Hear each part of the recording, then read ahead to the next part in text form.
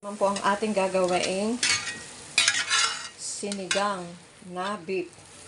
Nasaan na ba yung ano yun? Lata, tinapon ko na. Beef po yan. Beef yung nakalata. Ayan.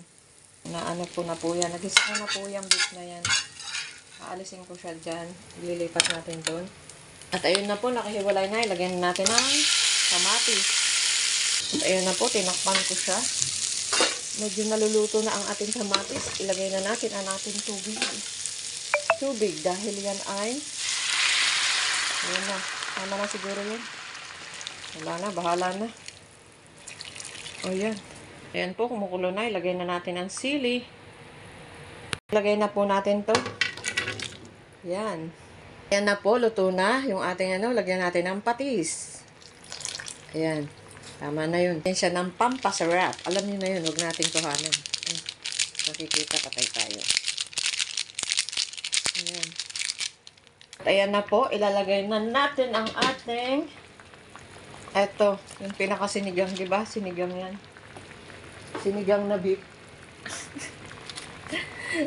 Biberal, ayan. Takpan na po natin. Takpan natin. Ayan, takip. Ang ating sinigang. Lagay na natin ang ating hiniwalay na, ayan, yung ginisa ko. Na beef. Ginisa ko po muna kasi yung beef. Ayaw ko kasi ng may amoy na beef. Gusto ko, wala talaga siyang amoy. Kaya ginisa ko muna siya. Ayan. Ayan na yung beef na ginisa ko. Lagyan natin siya lagyan na natin ang ating sinigang mix. Konti lang. Baka umasim na masyado. Mayroon na yan ang ating sinigang na beef. Masarap nga talaga siya. Super. Natikman ko, tinikman ko lang. Pero mag-ingat kayo kasi yung sinigang mix is may asin na pala yun. Inilagyan ko na rin kanina ng asin yung ano. At saka yung nilagay kong pampalasa, may asin na raw yun eh. Ayan na.